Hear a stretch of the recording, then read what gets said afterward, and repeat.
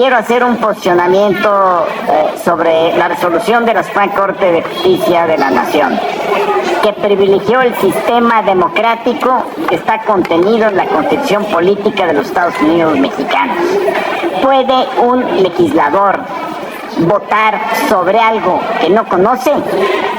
¿Puede un legislador tener la libertad de optar cuando no conoce el texto de lo que se está votando? De eso se trata. Si un legislador no tiene la libertad de poder representar a quienes lo eligieron, simple y llanamente está violentando el sistema democrático del país. De eso se trata. ¿Por qué el proceso deliberativo es un proceso insustituible? Porque es el instrumento fundamental de la democracia. Es deliberar, pero deliberar con conocimiento, con responsabilidad. No se puede deliberar democráticamente lo que no se conoce. Aquí es donde está fundamentalmente el meollo de la cuestión. Por eso celebro el resolutivo de la Corte, anulando la Ley de Comunicación Social, anulando la Ley de Responsabilidades Administrativas. Que alguien me explique cómo puede un médico hacer un diagnóstico si no tiene al enfermo enfrente. ¿Cómo? ¿Cómo podría un mecánico arreglar un vehículo si no tiene el vehículo enfrente?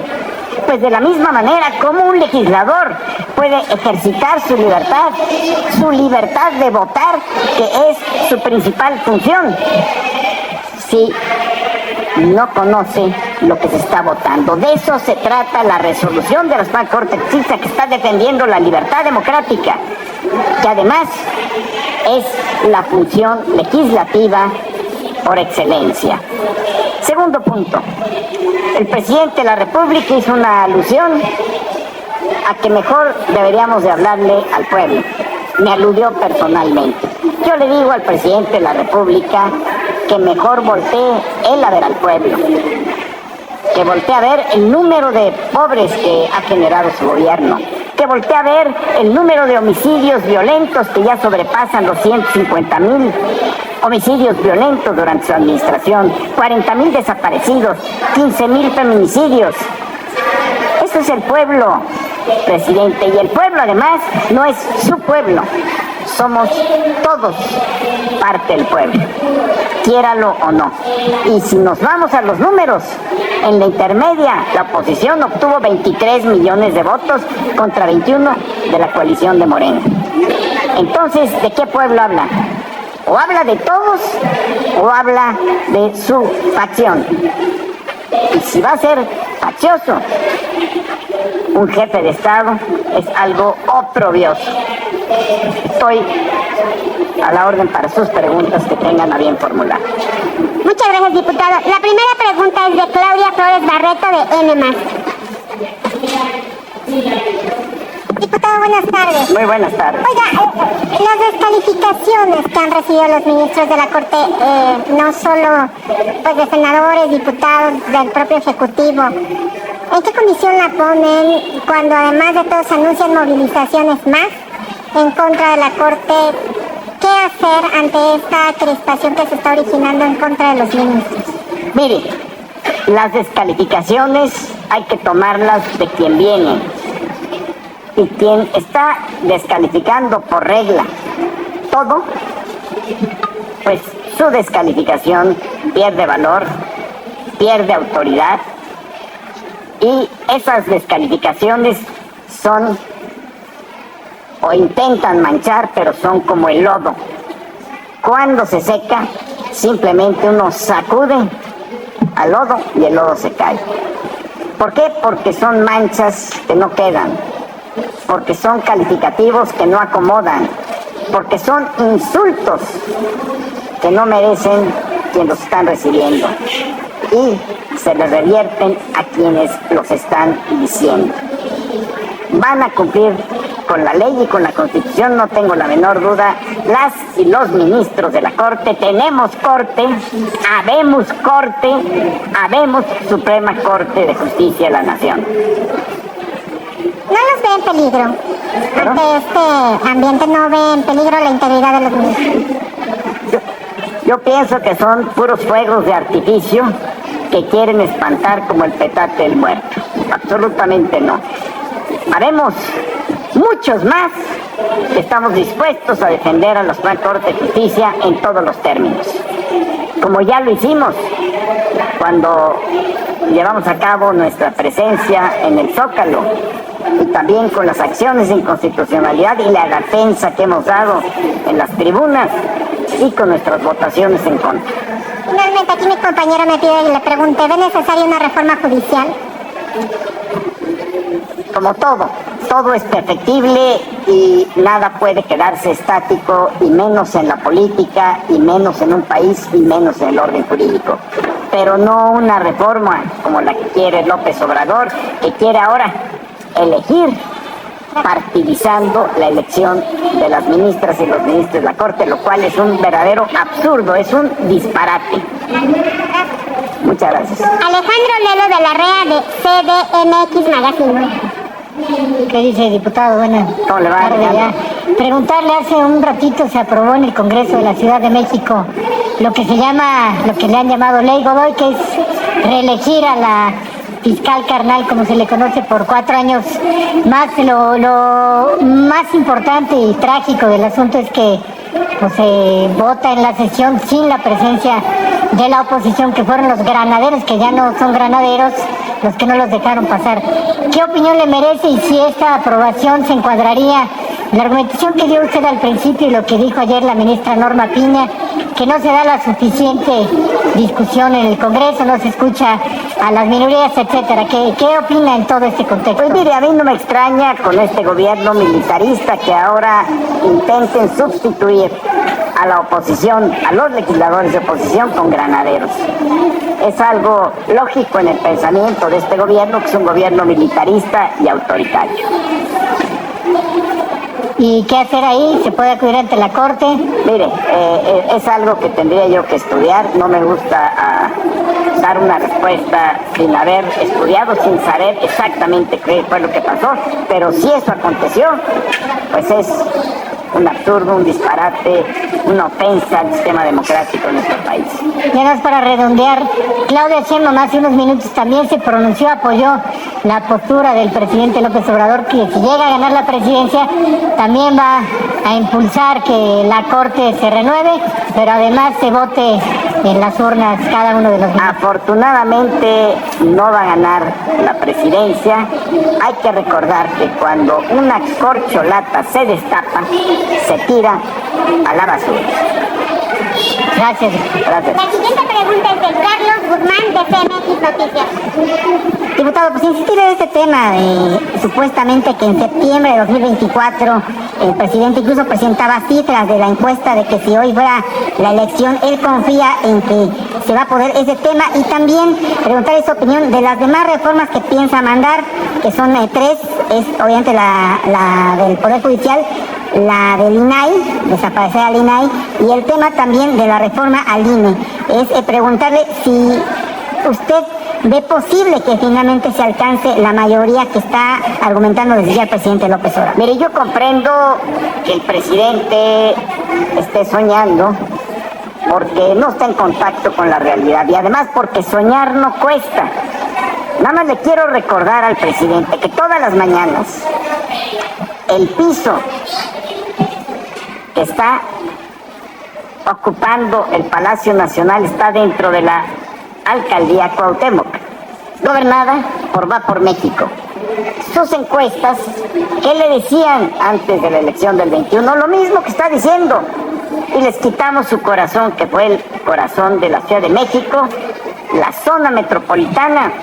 Puede irse cualquiera de ustedes de Tlalpan a Toluca, en puro territorio Va por México. Esto no lo decían las encuestas, como tampoco decían que les íbamos a quitar la mayoría en el Congreso del Estado de México.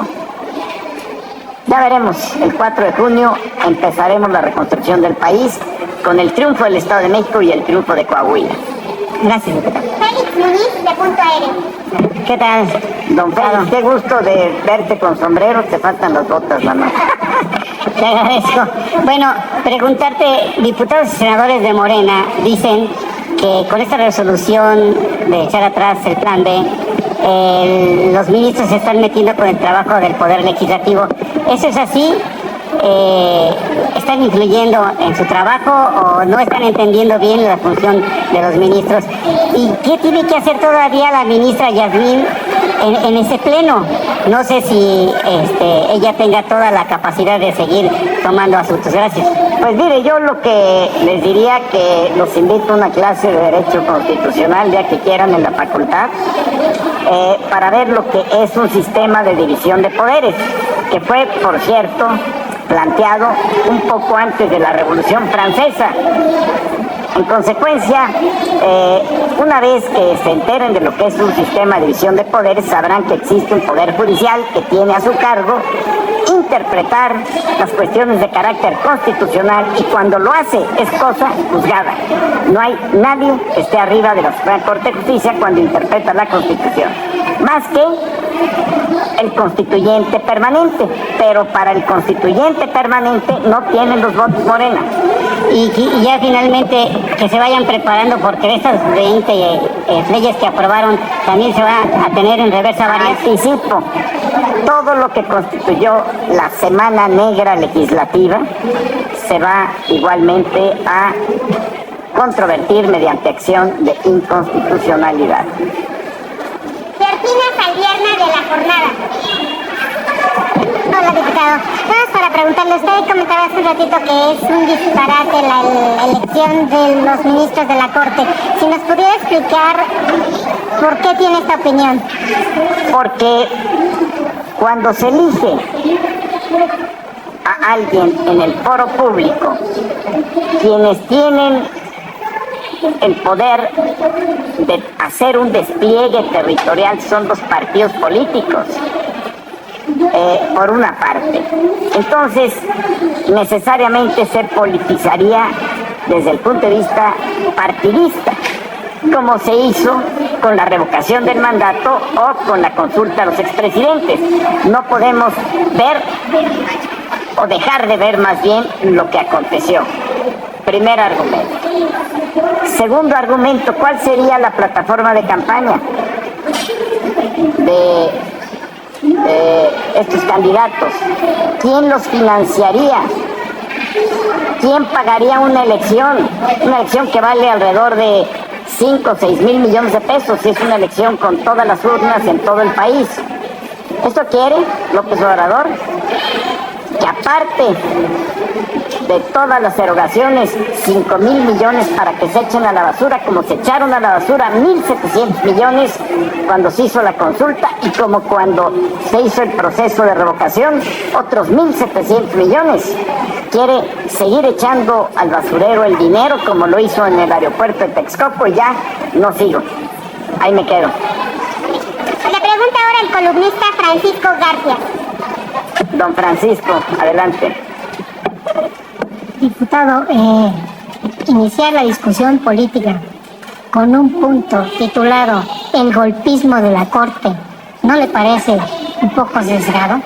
Eso por un lado. Y si nos pudiera decir quién propuso o cómo se propuso que llegar a este punto a la agenda política. Con mucho gusto, lo propuso el grupo parlamentario de Morena, secundado por el grupo del Partido del Trabajo. Yo argumenté en contra, está o debe estar en registro en la mesa directiva completamente, y lo que argumenté es que no se puede negar la realidad de nuestra Constitución, que se divide el poder en legislativo, ejecutivo y judicial, y el judicial tiene funciones que está cumpliendo a cabalidad. Entonces, no solamente no hay golpismo, hay cumplimiento constitucional. Eso fue lo que dije, está sentado seguramente en la minuta de la mesa directiva. Votamos en contra nosotros, MC y el PRI. Y el PAN, por supuesto. Sandra Aguilar, de AE Grupo Informativo. Diputado, buenas tardes. bueno, ya que abordó el tema de las corcholatas que se destapan y van a la basura, el Partido Acción Nacional no canta mal las rancheras y hoy precisamente escuchamos al exgobernador Francisco Javier García Cabeza de Vaca. Obviamente su intención por buscar la candidatura a la presidencia para el 2024. En ese sentido, ¿qué pasa al interior? ¿Cuál es su opinión con respecto a este tema? Gracias. Yo le doy la más cordial bienvenida al exgobernador Cabeza de Vaca, como se lo doy al resto de quienes estamos formando un equipo. Nosotros somos un equipo unido, no dividido, no hay golpes debajo de la mesa y que gane él o la mejor. Punto. Somos democráticos. Buena relación, entonces. Hay muy buena relación con todos los aspirantes de la oposición. Y si me permite una última pregunta, el próximo sábado, 8 más, el próximo sábado 21, se habla y se dice en algunos medios de comunicación que el gobernador de Veracruz pudiera estar pues haciendo un tipo de plantón o denuncia afuera de la Suprema Corte de Justicia. En ese sentido, ¿qué opinión le merece la actitud del actual gobernador? Pues mire, yo creo que está perdiendo el tiempo porque no va a lograr absolutamente nada. Mejor que lo dedique gobernando Veracruz, que es lo que le hace falta. Gracias. Gracias. Todavía tenemos dos preguntas. La penúltima pregunta es de Angélica Beltrán, de Noticias de México. Adelante. Gracias. Buenas tardes, Angélica. Diputado. Para preguntarle, había anunciado que iba a pedir una interlocución con el presidente en su calidad de presidente de la mesa directiva de Cámara de Diputados. Preguntarle si ya obtuvo respuesta, si envió esa solicitud o no, y si la envió, si ya tuvo respuesta o tampoco la ha recibido. No, mire, no he tenido respuesta. Es una lástima porque el diálogo es un instrumento fundamental de la democracia y no le debe temer al presidente hablar conmigo. No le voy a faltar el respeto a su investidura, lo que sí le voy a decir lo que está haciendo mal. Y a lo mejor lo que no le gusta oír son opiniones críticas y por eso evade, le da la vuelta, le saca por otro lado el platicar, el conversar conmigo, que no perdería absolutamente nada y quizá hasta lo convenzo que está haciendo mal las cosas. Pero sí envió la solicitud y no la Sí la hice el año antepasado, y no tuve yo respuesta. No tendríamos más preguntas. Muchas gracias, muy amables. Gracias.